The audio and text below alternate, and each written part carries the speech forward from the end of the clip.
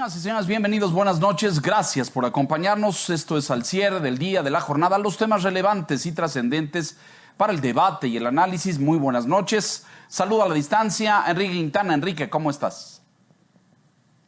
¿Qué tal, Leo? Muy buenas noches, saludos a todos. Muy buenas noches. Maestro Alfonso Zárate, un gusto recibirlo, bienvenido.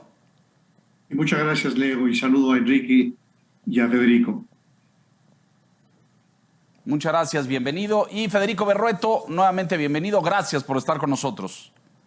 Muchas gracias, Leo. Muchas gracias, Enrique, Alfonso. Un placer estar con ustedes.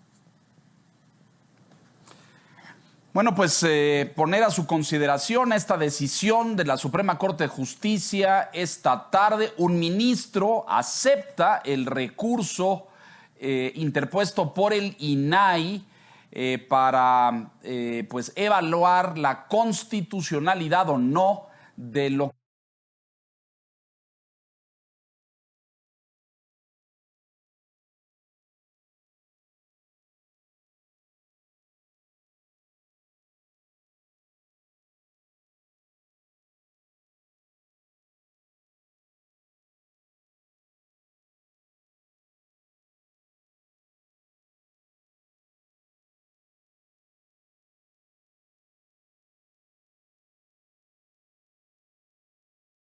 que conocemos todos como el decretazo. Esto que se publicó en el Diario Oficial de la Federación hace un par de semanas, que se publicó como acuerdo, pero pues parecía más bien un decreto del Ejecutivo, donde le otorgaba poderes y privilegios extraordinarios a varias secretarías de Estado de pasar por alto requisitos legales, normatividad, reglamentación para avanzar las obras de infraestructura a la mayor celeridad posible. Algo que, en opinión de muchos juristas, era pues inconstitucional. El INAI, en su calidad de órgano autónomo del Estado, pues tiene la facultad, presentó el recurso de inconstitucional, un ministro lo aceptó y con esto la consecuencia inmediata es que se suspende los efectos de este decreto, pero dice el texto, el fallo del ministro a la hora de aceptar el recurso, dice que solamente para efectos de transparencia y rendición de cuentas. ¿Qué significa esto y en qué ruta encamina ahora la discusión y el debate en la Corte? Enrique, por favor. El ministro en cuestión, Leo, fue Juan Luis González Alcántara. Por cierto, uno de los que fueron nombrados por el gobierno de López Obrador, ratificados por el Senado ya en esta administración. Lo que quiere decir es que todos los argumentos esgrimidos en contra del llamado decretazo, pues van confirmándose. En este caso, aunque no se resuelve el fondo de la cuestión, porque ese tiene que discutirse ya fuera en una sala o en el Pleno, el ministro considera que hay motivos suficientes para dejar sin efecto ese acuerdo, el famoso decretazo, en lo que toca a lo que al INAI corresponde. El INAI había demandado dejarlo sin efecto general. Sin embargo, lo que hizo el ministro fue separar dos cosas. Separar lo que tiene que ver con transparencia y acceso a la información, en donde no va a ser factible que por calificarse como seguridad nacional, como elementos de seguridad nacional, las obras no puedan ser indagadas por la ciudadanía o por otras instancias públicas, pero no cambió en lo que toca a brincarse las regulaciones, cosa que también pueden hacer en virtud de atribuirlas a motivos de seguridad nacional. ¿Qué debiera suceder para que también se extienda la suspensión a esa otra parte? Bueno, a partir de lo que el ministro señaló, sería necesario que otra instancia pública también promoviera una controversia constitucional en su ámbito de acción, porque el ministro lo que consideró es que el INAI tiene el ámbito de acción de la transparencia y el acceso a la información pública, pero no es regulador de la obra pública. Otro organismo que podría interponer la controversia y no lo ha hecho es la Comisión Federal de Competencia Económica. ¿Recuerdas, Leo? Ya hemos comentado en este espacio que a la salida de la presidenta anterior, pues está vacante, no se ha designado una nueva cabeza en la Comisión Federal de Competencia Económica. Y conocimos la semana pasada la decisión de la presidenta de la mesa directiva del Senado de no interponer la controversia. Sin embargo, eso no bloquea todas las posibilidades. Hay opciones aún y muy probablemente la decisión del ministro González Alcántara pues motive a buscar precisamente esas otras opciones para dejar sin efectos este muy, muy controversial acuerdo, el decretazo, Leo. Vamos a ver la reacción del presidente mañana, Enrique, que no calculo sea menor.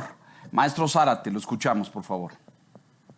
Bueno, yo solamente agregaría dos cosas. Lo primero, que me parece que esta controversia confirma el valor democrático de los órganos constitucionalmente autónomos, en este caso del INAI. Y lo segundo es que se trata meramente de una medida cautelar que no entra al fondo del asunto, como lo dice Enrique, y por lo tanto lo que sigue es la respuesta del Poder Ejecutivo y el debate sobre el fondo en los próximos meses. Por lo cual creo que es importante moderar el optimismo que se percibe, sobre todo en las redes sociales. Lo que hace la suspensión es evitar que el gobierno reserve, con el argumento de la seguridad nacional, la información que se requiera sobre estas obras que realiza.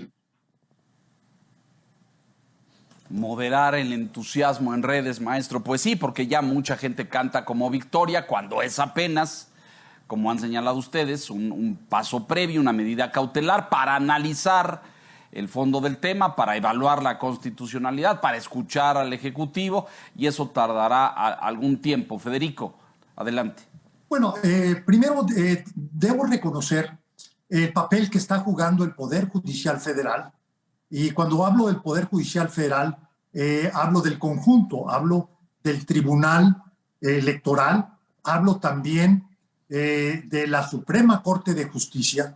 Y en este sentido es muy encomiable, incluso genera tranquilidad, genera certeza, el hecho de que nuestro Poder Judicial Federal esté funcionando. No es una decisión final, es una decisión digamos, cautelar.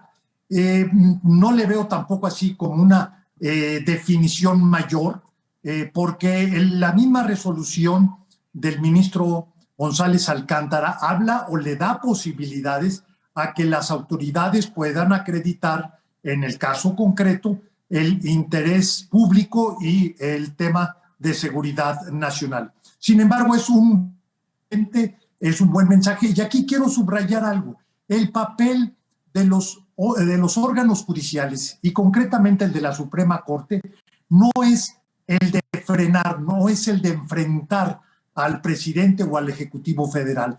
De lo que se trata es de acreditar la constitucionalidad de los actos de autoridad. Y en este caso, el decreto riñe con la Constitución, y seguramente al momento ya del fallo definitivo de fondo se tendrá que declarar la inconstitucionalidad. Y aquí me voy a la otra parte, que es al gobierno. Creo que en el caso de este gobierno es muy evidente, muy claro, muy reiterativo esta idea de que la justicia por encima de la legalidad, la idea de que hay un objetivo superior, que es el de concluir la obra, y esto va por encima de lo que es la constitucionalidad. Y esto es inaceptable, y por lo mismo la intervención del Poder Judicial Federal y de la Corte es necesario. El fin no justifica los medios, y es algo que debe quedar plenamente acreditado, la legalidad y la constitucionalidad de los actos de autoridad. Esa es justamente la función de la Corte, la revisión de la constitucionalidad de estas decisiones. Enrique, para precisar y para todos quienes nos escuchan, esto significa que en los hechos el propósito de este acuerdo intergubernamental entre dependencias del gobierno federal queda sin efecto hasta el fallo definitivo de la Corte. Enrique. En lo que toca a impedir el acceso al escrutinio público, digamos, no por las obras en sí, sino por el atributo que el acuerdo les daba, que eran seguridad nacional. Es decir, el aeropuerto de Santa Lucía, el proyecto del Tren Maya, la refinería Dos Bocas, y en general no es exhaustivo para estos tres que son los más emblemáticos, sino que se extendía. Entonces, deja sin efecto como medida cautelar la imposibilidad de investigar, de requerir de las dependencias involucradas información a través de la ley de acceso a la información pública. Entonces, en esa parte, en efecto, queda sin, ya no funciona, digamos, el acuerdo. No implica que el acuerdo en su totalidad deje de tener validez, porque solo se suspendió.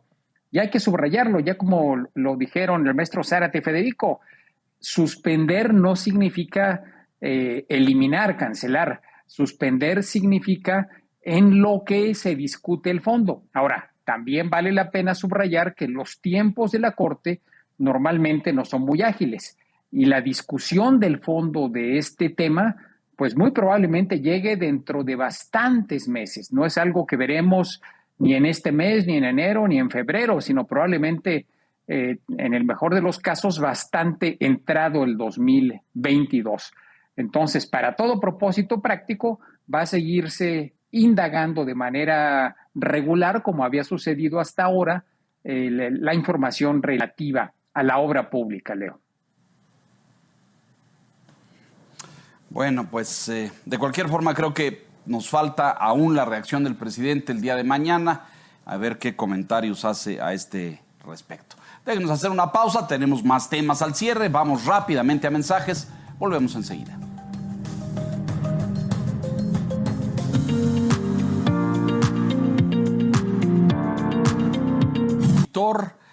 El PAN inicia un diálogo con el gobierno en la Secretaría de Gobernación, la instalación de 7 mesas temáticas a partir de enero. No sabemos claramente con qué futuro o alcance. Y el PRI, por su cuenta, el sábado en la noche, en una declaración pues de estas que tienen los priistas tan peculiares, dijo que se separaban de las derechas o de los partidos de derecha y declaraba muerto el neoliberalismo que, dijo Rubén Moreira, les habían impuesto desde el poder.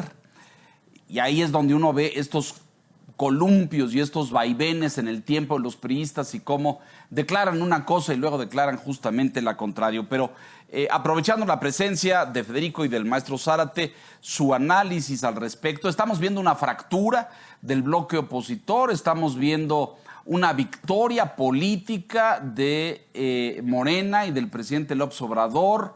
Esto anticipa votos diferenciados que no logren contener esta muy controversial reforma ahí en el Congreso, detenida para un parlamento abierto y para un debate, que es la reforma eléctrica. Maestro Zárate, lo escuchamos, por favor. Yo creo, Leo, que hay que partir en primer lugar del reconocimiento de que los partidos de oposición están sufriendo uno de sus peores momentos, con liderazgos mediocres, con liderazgos oportunistas y con una ausencia de proyecto.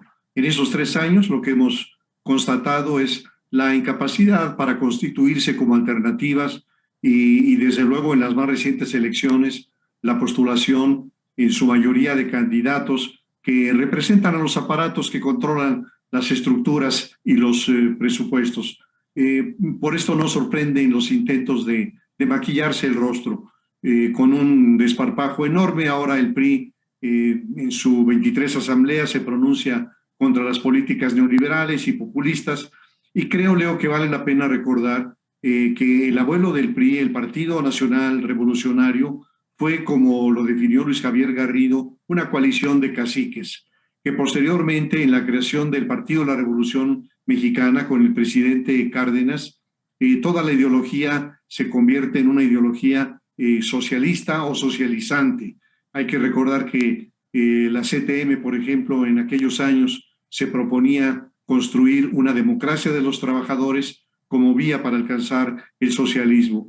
Y que después, con el presidente Miguel Alemán, el presidente en turno del PRI, llegó a declarar enfáticamente que el PRI era un partido anticomunista. Así que bueno, lo que tenemos es un partido pragmático, un partido no ideológico, que siempre va respondiendo o bien a la línea del presidente cuando el presidente era priista o conforme los vientos que soplan en el país.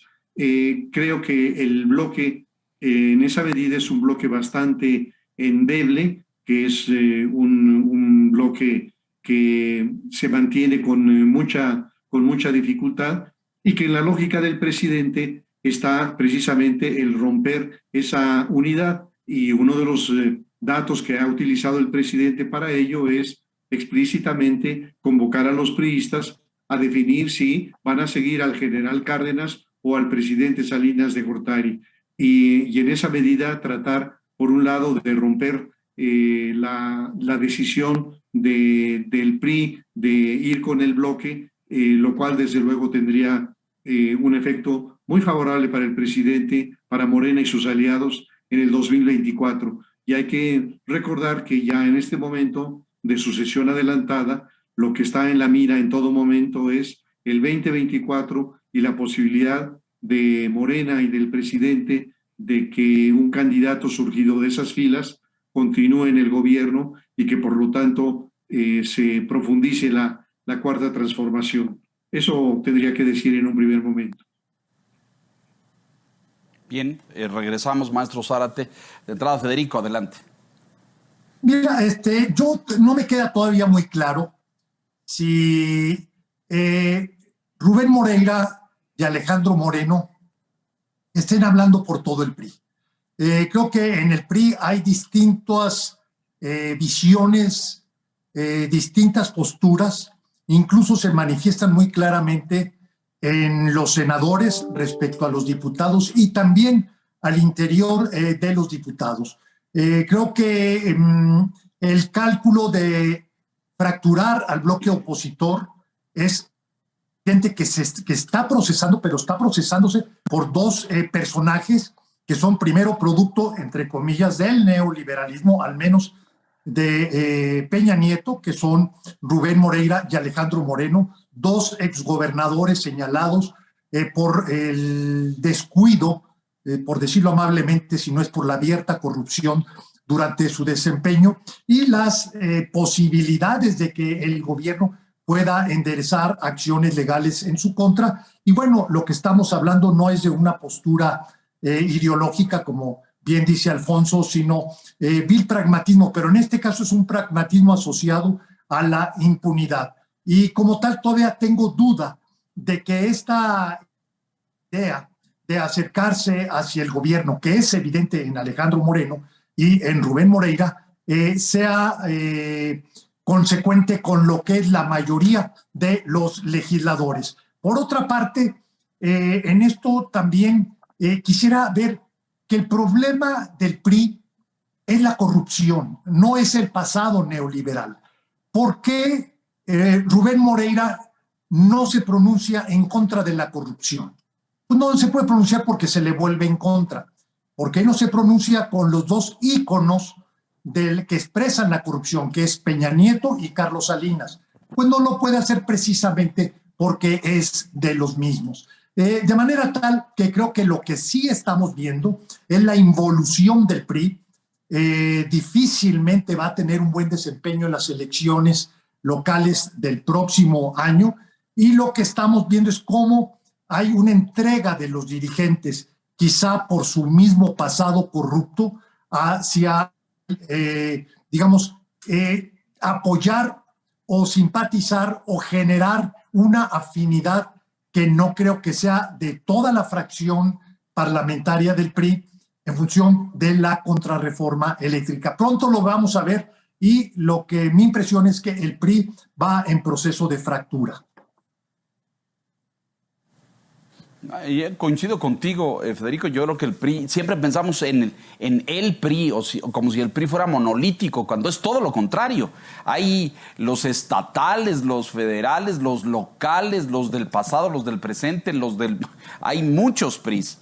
Y el señor Moreira, pues, evidentemente no puede lanzar una acusación contra la corrupción porque se da un balazo en el pie a él y a su familia y todo lo que hicieron en ese estado. Enrique, te escuchamos. Creo que la situación es compleja, Leo. Que el presidente tenga la intención de fracturar el bloque opositor, desde luego, pues es lo que quiere. Y lo ha intentado en varias formas. Una de ellas, por ejemplo, fue cuestionar al PRI con el tema de la reforma eléctrica. En esto que ya se ha comentado, o están con Cárdenas o están con Salinas de Gortari, que los dos son producto de su partido. Pero también ahora, por ejemplo, al abrirle la puerta al PAN para dialogar con el secretario de Gobernación, pues también claramente se ve que por ahí quiere separar al PAN de los otros partidos. Entonces, que la intención es esa, pero está más que claro. Sin embargo, hay diferentes planos. Al mismo tiempo que se da esto, hoy se anuncia, se formaliza la presentación de candidatos comunes de la alianza Va por México, es decir, PAN, PRI, PRD, en 4 de los 6 estados que van a celebrar elecciones de gobernador el próximo año. Se trata de Hidalgo, Durango, el estado, se me está escapando, Hidalgo, Durango, Tamaulipas, y alguno más, ahorita me ayuden a recordar. Y hay 2 estados donde no se logró aún el establecer esta coalición, que son el estado de Oaxaca. Y el estado de Quintana Roo. No se cierra la posibilidad de que haya también un candidato común a las 3 fuerzas políticas. Y es explicable, por ejemplo, por los dichos hace algunas semanas que se le pescaron en un evento privado a Marco Cortés cuando dijo que el único estado donde el PAN tenía chance de ganar era Aguascalientes. Entonces, que es el estado que me faltaba. Pues la posibilidad de sumar al PRI, sobre todo al PRI, el PRD en realidad juega muy ya marginal en casi todas las zonas de la República, pues es el ejemplo de que sigue viva. Entonces son planos en donde sí hay intento de fractura, hay dinámicas diferenciadas entre los partidos que componen esta alianza, pero por lo menos todavía para el próximo año veremos al menos 4 candidaturas comunes que sobre todo en el estado de Aguascalientes y quizás en Tamaulipas pudieran servir para tener candidatos más competitivos. Otros casos como el de Oaxaca o Quintana Roo, creo que aunque se reúnan los 3, pues no tiene nada que hacer y ahí va a arrasar Morena, Leo. Y ahí, por cierto, hay una muy estrecha y cercana relación con el presidente. Alejandro Murat es más morenista que priista hoy en día y está más pegado a Palacio Nacional que a la sede del PRI. Y se sabe también que ha habido acercamientos del presidente con Carlos Joaquín allá en Quintana Roo buscando pues alguna alianza, algún acercamiento. Ha practicado en el pasado las ofertas de cargos y de gabinete o de embajadas. Por cierto que por ahí vimos en días recientes, hoy en la mañana me parece, al señor Bonilla de Baja California, que fue también, y sale y los reporteros le preguntan que si ya tiene chamba. Pero claro, por eso esos 2 estados, Oaxaca y Quintana Roo, están todavía en discusión, dijo Jesús Zambrano en la presentación de las candidaturas comunes. Maestro Zárate, lo escuchamos. Bueno, yo creo que en esta lógica del 2024, el presidente está jugando muy bien sus piezas. El partido Morena tiene una preferencia que prácticamente supera a la que suman el PRI y el PAN. Por otro lado, tiene los gobernadores, una mayoría de gobernadores van a estar operando en las elecciones del 2024. Pero quizá lo que diría es que en este momento los estudios de opinión que señalan solamente preferencias electorales de los partidos, aún jugando con distintas alternativas de candidatos de un partido y de otro, tienen todavía mucho por aprender en los siguientes meses. ¿Por qué? Porque el resultado de una elección es la compleja mezcla de una serie de factores en donde desde luego uno muy importante es la maquinaria político-electoral, el partido, su arraigo en tierra, su capacidad de movilizar a los simpatizantes y a los electores, pero también otra condición muy importante es el candidato. Cada vez más lo estamos viendo a nivel internacional, que el elector tiende a votar más que por el partido, por el candidato. Así que partido y candidato son dos piezas muy importantes, pero hay muchas más. La disponibilidad de recursos, las alianzas con los grupos de poder, la capacidad de la oferta, etcétera. Así que creo que va a correr mucha agua antes de que podamos ir definiendo, por un lado, el resultado de las elecciones, y que aunque Marco Cortés diga que Aguascalientes es el único estado en el que tiene posibilidades, va a depender de esa compleja mezcla de factores el que logren potenciarse en alguna otra entidad. Y bueno, lo que vemos particularmente en el caso de Oaxaca es muy notorio, que es el de un gobernador que está entregado al presidente de la República, y lo comentaba de alguna manera Federico, está el tema de la impunidad.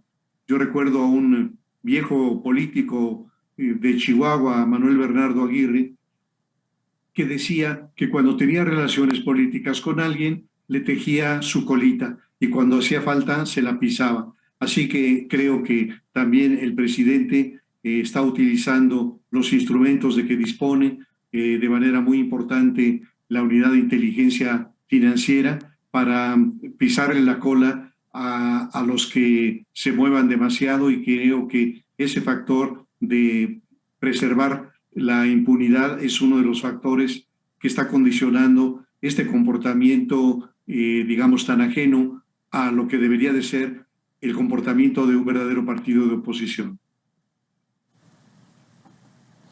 Pues sí, estoy de acuerdo, maestro. Me pregunto, a juicio de ustedes, estos encuentros del PAN en gobernación y con el gobierno y las mesas de debate, ¿tendrán algún sentido? ¿Alcanzarán algún resultado, Federico? Bueno, primero debo decirte que el diálogo en sí mismo es un logro. El que, dado lo que ha sucedido en estos pasados 3 años, el que haya este diálogo y se esté dando en la Secretaría de Gobernación, incluso con la posibilidad de incorporar a miembros del gabinete, creo que es un buen resultado. Me preocupa justamente lo que dice Enrique. Hay un bloque opositor y el diálogo debe darse a través de la inclusión. Y yo no diría, o yo diría más bien, no solo del bloque opositor, sino aquí incorporaría también Movimiento Ciudadano, que es una fuerza que está creciendo, que cada vez tiene mayor representatividad regional, y pues simplemente las 2 zonas metropolitanas más relevantes después de la Ciudad de México están gobernadas por Movimiento Ciudadano. De manera tal que el diálogo, además pues de darse, tiene que ser incluyente. Me llama mucho la atención el rol que está jugando el secretario de Gobernación.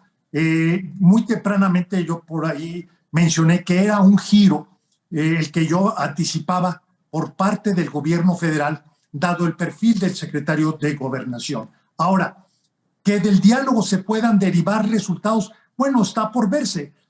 Aquí la cuestión es que tenemos un presidente con una orientación político-electoral sumamente pronunciada, incluso dentro de la propia coalición gobernante hay dados cargados en la sucesión presidencial, y aquí esto de una u otra forma limita más que el diálogo, los resultados del diálogo en sí mismo. Y bueno, simplemente hay un tema que yo no quisiera dejar escapar de lo que son las elecciones locales, y es la presencia del crimen organizado. Creo que es un nuevo actor en los comicios, un tema muy preocupante, quizá sea lo más preocupante de todo lo que está ocurriendo, es la incursión del crimen organizado como un actor que está trabajando electoralmente, que está en la definición de lo que son el resultado electoral a través del voto. Y esto, bueno, simplemente para redondear a lo que se estaba diciendo, la complejidad política que está viviendo el país en todos los frentes, incluyendo el electoral. Y me parece, ya no lo vamos a abordar, no nos da tiempo, pero que se va a poner más complejo aún, Federico, porque yo percibo una división al interior de Morena por la pugna por las candidaturas. Los tres punteros en la presidencial buscarán cada uno pues su propia candidatura, y eso necesariamente va a significar alguna fractura, pero ya lo abordaremos en su momento. Déjenos hacer una nueva pausa, vamos a mensajes, volvemos rápidamente.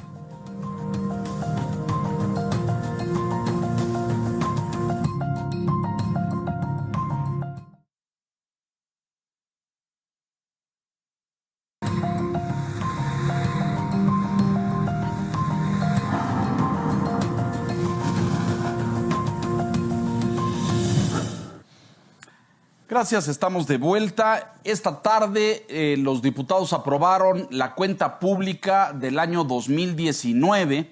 La cuenta pública es lo que el gobierno reporta que gastó y que los diputados hacen una evaluación de eso que gastó contra lo presupuestado. Hay irregularidades por 100,000 millones de pesos, Enrique. ¿Cómo explicar esto? Yo no sé si... Porque el gobierno sigue insistiendo que ahora son diferentes y que el presidente afirma que son diferentes, pero pues vemos los mismos vicios de administraciones pasadas, Enrique. Son diferentes y en algunos casos son peores, Leo. Mira, es típico, estos 100,000 millones de pesos tienen que ver con uso de recursos para otros fines a los cuales no estaban asignados. Desvíos. O bien que no se presentaron todos los papeles que se necesitan presentar, pues hay que comprobarlo y hay que cumplir una serie de normas, y en muchas ocasiones no se presentaron. Seguramente es una colección entre tranzas, inhabilidad, o sea, falta de pericia en el manejo de la administración pública, hasta mecanismos para ocultar decisiones incorrectas. En fin, hay una mezcla rara. Aquí nos topamos nuevamente con un problema del diseño de la auditoría en México. Se está dictaminando la cuenta pública 2019 y estamos terminando 2021. Pero además el hecho de que sea el Congreso de la Unión, no una instancia calificada, que la auditoría depende del Congreso finalmente, la que decide si se aprueba o no, pues conduce a que en esquemas como en el que tenemos hoy, donde la mayoría del Congreso y el Ejecutivo corresponden a un mismo partido, pues entonces, por más irregularidades que haya, Leo, se le da luz verde. Como fue el caso, la oposición en pleno votó en contra. Bueno, pues no le alcanzó y los votos que basta con mayoría simple, los votos de Morena, fueron suficientes para aprobar este dictamen de la cuenta pública. En algún momento me parece que debemos trabajar en la creación de instancias que no requieran la autorización de estas mayorías, sino que sean colegios, esquemas colectivos profesionales, sin dependencia del poder político, los que dictaminen el ejercicio de los presupuestos.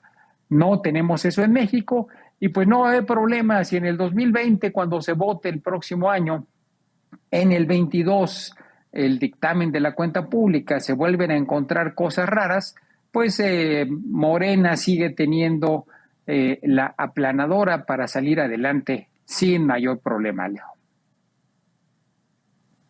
Pues sí, se aprueban o se tapan unos a otros, como tantas veces hemos dicho, esto de la tapadera. Maestro Zárate, adelante, por favor.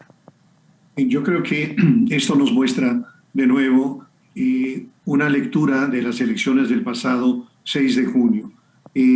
Después de las elecciones, tanto las oposiciones como el presidente y Morena de alguna manera cantaron victoria. Las oposiciones porque lograron impedir que Morena y sus aliados tuvieran la mayoría calificada en la Cámara de Diputados, y desde luego sí es un logro importante porque limita las posibilidades de que el presidente consiga las 3 reformas que anunció para la segunda mitad de su administración: la de la Guardia Nacional, la energética, la electoral. Pero para el presidente y su partido es suficiente con disponer de la mayoría absoluta, es decir, de la mitad más 1 en ambas cámaras y particularmente en la Cámara de Diputados, porque independientemente de su papel como colegisladora, la Constitución le otorga a la Cámara de Diputados algunas atribuciones exclusivas, y de ellas destaco 2, la de aprobar el presupuesto y la de aprobar la cuenta pública. Y entonces, ¿esto qué significa? Que en efecto las oposiciones pueden plantear hasta 1000 reservas en el dictamen y sin embargo todas estas son eliminadas, son menospreciadas porque tienen el número de votos suficiente para aprobar la cuenta pública. Y no solamente eso, sino que esta mayoría simple le está permitiendo al gobierno el llevar adelante algunas iniciativas que se proponen en el colmo, tratar de enmendarle la plana a la Constitución desde una legislación o incluso desde un artículo 13 transitorio, como ocurrió con el proyecto de reforma judicial que venturosamente echó para atrás la Suprema Corte de Justicia. Pero creo que este tema de la aprobación de la cuenta pública 2019 nos pone en evidencia de nuevo las implicaciones de que una fuerza política disponga por sí misma de una mayoría simple en Cámara de Diputados, dadas las extraordinarias atribuciones exclusivas de esta Cámara. Claro, porque ahí se acaba el contrapeso, se acaba este check and balance que el Ejecutivo debiera ser el Legislativo debiera ser al Ejecutivo. Federico. Bueno, el que sea aprobada la cuenta pública no necesariamente implica que no va a suceder nada. ¿Por qué? Porque la Auditoría Superior de la Federación tiene que dar vista a las autoridades competentes respecto a las irregularidades que encuentre, que pueden dar lugar a responsabilidades administrativas o incluso a responsabilidades de carácter penal.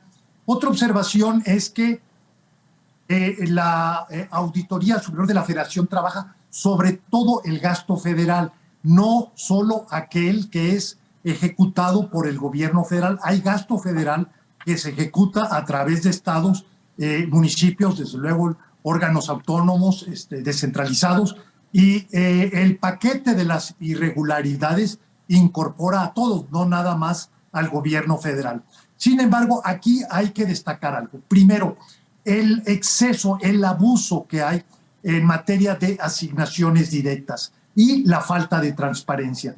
Todo esto es una invitación, una puerta grande hacia la ineficiencia o hacia la corrupción. Por otro lado, también tenemos programas sociales que no tienen normas de control y finalmente todo esto lo que nos lleva es a un deterioro de la administración y de la gestión pública. Eso está ocurriendo en el conjunto del sector público y de manera muy pronunciada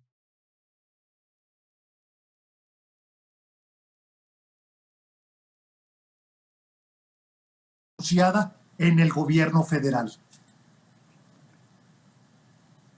Pues es muy importante esto porque explica estas cuentas tan verdaderamente disparatadas de tantos miles de millones de irregularidades, porque arriba, corrígeme la cifra, Federico, pero creo que es del 81, 83%, 79%, ya no sé, cada año ha variado de contratos, servicios u obras asignados por el gobierno federal por asignación directa sin licitación ni concurso, ¿es correcto? Así es, tenemos una cifra verdaderamente abrumadora que debiera dar vergüenza. Rápidamente, antes de irnos, un tema final y les pido su reflexión en este sentido, porque vemos protestas todos los días. Hoy fueron frente a la Cámara de Diputados, académicos y alumnos. El tema del CIDE, el tema del Centro de Investigación de Docencia Económica, esto que por muchos ha sido calificado como una intromisión directa del gobierno federal en este, pues muy prestigiado centro de enseñanza y de formación de profesional y de posgrado. Federico, por favor, tu lectura y vamos de regreso. Bueno, en esto debo decirles que uno de mis periodos más satisfactorios como académico fue justamente con el maestro Zárate, ambos trabajando en el CIDE. Y bueno, desde aquel entonces quedaba de manifiesto una institución de excelencia académica. Quienes tuvimos la oportunidad de transitar por ahí, pues no podemos sentir más que orgullo, pero en la circunstancia actual, una pena profunda por lo que está haciendo el CONACYT, el gobierno federal, hacia una institución de excelencia académica con una muy relevante aportación en la investigación. Y aquí lo que puedo decir es un gobierno rehén de la paranoia, esta idea que viene desde el mismo presidente de la República de sentirse pues perseguido, señalado, acusado por la academia y la ciencia. Realmente es un pasaje de oprobio, de vergüenza, y ojalá y pronto pudiera darse un diálogo que le dé solución y que finalmente se recupere una institución que a todos los mexicanos nos merece respeto y desde luego a quienes hemos transitado por allí, orgullo. Ya el Senado, a través de los muy eficientes y buenos oficios del senador Monreal, ofreció intervenir como mediador y recibir a la doctora Álvarez Buila, la directora del CONACYT, para buscar una solución mediada a este respecto. No sé si lo logre, porque me parece más una decisión política que académica. Maestro Zárate, su opinión a este respecto. Yo me pregunto, Leo, ¿qué es lo que siente el presidente por la inteligencia? Si siente miedo, si siente envidia, si siente desprecio. Y me pregunto también, ¿qué podría explicar esta fobia respecto de quienes han tenido la oportunidad de estudiar posgrados o de estudiar en escuelas o instituciones de alta calidad y más aún sobre quienes han tenido oportunidad de estudiar posgrados en el extranjero? Y creo que quizá una de las explicaciones tenga que ver con resentimientos. Se trata de un alumno que se tardó 15 años para titularse, que terminó con un promedio de 7.7 y que hoy le reclama a la Universidad Nacional que no se comporte como una escuela de formación de cuadros al servicio de su proyecto político. Porque, Leo, creo que al hablar del CIDE no podemos dejar de hablar de la ofensiva y de la descalificación desde las sesiones mañaneras también a la Universidad Nacional. El presidente le tiene aversión a la ciencia, a la tecnología y desde luego que esto se replica en el caso del CONACYT, en donde tenemos una directora que habla de una ciencia mexicana, de una tecnología mexicana. Y desde luego lo que está ocurriendo es este intento de secuestrar a una institución de excelencia como es el caso del CIDE, y lo han llevado al extremo de proponer como director a un personaje que es el doctor José Antonio Romero Tellaeche, que muy pronto ha exhibido su prepotencia su arbitrariedad, la manera en que ha sancionado a directores de área, a la secretaria general del CIDE, y creo que todo esto lo que muestra es a un grupo que por desgracia tiene en su poder el manejo de la ciencia y la tecnología, pero que son fanáticos, que le temen a la inteligencia, que le temen al pensamiento crítico, que no admiten la disonancia y que quisieran convertir a las instituciones de educación superior en formadoras de cuadro para la 4T. Gravísimo esto, me parece. Es en el fondo, lo dice usted, maestro, y me parece muy elocuente. Le molesta la ciencia, le molesta el pensamiento, la inteligencia, pero sobre todo me da la impresión de que le molesta el pensamiento crítico, el que no es afín a su proyecto, el que no está en sintonía con sus preceptos. Y lo que sí me queda claro es que rechaza por completo a todos quienes tienen estudios de posgrado o tuvieron la oportunidad de estudiar en el extranjero. Enrique. El gran pecado del CIDE, como de la UNAM, bueno, es que tiene pensamiento crítico, Leo, que tiene heterogeneidad en su visión y que hay discusión y que no hay la aceptación de una visión del mundo porque corresponda con el gobierno en turno. Entonces, hemos visto instituciones muy críticas con este gobierno y con los anteriores. Quienes conocemos a estas instituciones sabemos que en absoluto fueron complacientes, sino bastante críticas con administraciones previas, tanto en la parte económica, política, seguridad, etcétera. Y se va, digamos, entendiendo la lógica cuando recordamos, como lo hacía el maestro Zárate, los dichos de la directora del CONACYT que se hicieron célebres hace ya algunos meses cuando habló de la ciencia neoliberal, señalando que el CONACYT iba a erradicar la ciencia neoliberal.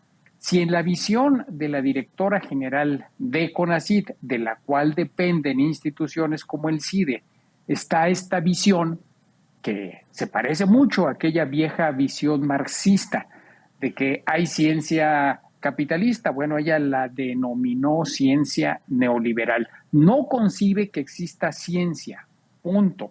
La ciencia debe tener una etiqueta.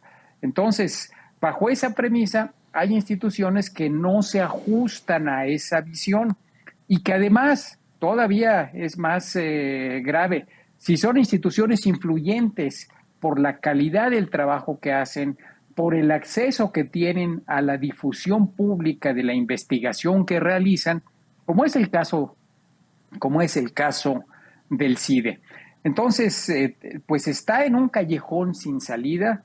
Me parece que lo que vimos hoy en el Senado es el intento de algunos integrantes del aparato de Estado, de la llamada 4T, como el senador Monreal, que claramente ve que la actitud de Álvarez Builla y del doctor Romero es muy riesgosa porque están generando un enfrentamiento sin salida.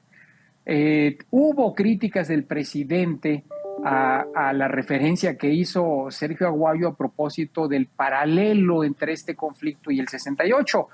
Bueno, yo también escribía y concuerdo con Sergio en el sentido de que en aquel entonces se invocó el principio de autoridad. Hay que recordar, el conflicto de 68 comenzó por un enfrentamiento entre escuelas a nivel bachillerato. Eso fue lo que detonó, la chispa que detonó luego un conflicto de alcances gigantescos. Aquí lo que estamos viendo es el no querer echar para atrás la designación del doctor Romero como director general del CIDE, igualmente prácticamente invocando el principio de autoridad. Entonces sí, las circunstancias sociales, políticas son completamente diferentes, pero en eso hay un paralelo entre ambos conflictos, o por lo menos el arranque de ambos conflictos. Esperemos que esto que anunció Monreal pues se concrete y haya personajes del aparato público con la sensatez suficiente para desactivar esto que puede traducirse al paso de las semanas o los meses, si no se contiene, en un conflicto de quién sabe qué proporciones. Los movimientos estudiantiles generalmente sabemos cómo comienzan y es muy incierto, Leo, cómo terminan. ¿Cómo acaban? Sergio Aguayo le respondió al presidente que pues le hiciera una disminución de cualquier asunto paranoico y lo invitó a que aumentara su capacidad lectora, como diciéndole no entendió lo que dijimos. Pero rápidamente, Federico, en 30 segundos, vías de solución, ¿ves probables caminos para desactivar este conflicto y defender, respetar la autonomía del CIDE? No veo con mucha claridad. El problema está en la directora del CONACYT, que reproduce la visión y la actitud del presidente, y un personaje menor pues que se volvió obsesivo y además muy, muy hostil hacia la comunidad del CIDE. No se ve con facilidad una solución dada la intransigencia de este gobierno. ¿Usted, maestro Zárate, ve algún camino? Yo creo que la comunidad académica, y esto hay que subrayarlo, el valor civil y la lucidez, no solamente de los jóvenes estudiantes, sino también de profesores, algunos con el enorme prestigio del doctor Jean Meyer, por ejemplo, que están defendiendo la institución y que están planteando una alternativa, y es que se sustituya al doctor Romero Tellaeche y que se convoque a un nuevo proceso en el cual puedan participar los mismos miembros de la comunidad académica del CIDE. Sin embargo, coincido con Federico en que el comportamiento necio y el principio de autoridad que dice Enrique va a estar inamovible, y creo que esto lo que anticipa es la permanencia del conflicto, y ojalá que al final de cuentas los miembros de la comunidad académica del CIDE mantengan su defensa a su institución, porque sería inadmisible que se secuestrara al CIDE y que se convirtiera en un aparato al servicio del gobierno en turno. Pues sí, ojalá. Se nos termina el tiempo, debemos despedirnos. Federico Berrueta, un abrazo, muy agradecido, muchas gracias. Maestro Zárate, gracias como siempre por su valiosa participación. Enrique Quintana, gracias. Y a usted que nos hace el favor y la gentileza de escucharnos, no se despegue. Guillermo Ortega con todas las noticias enseguida. Buenas noches.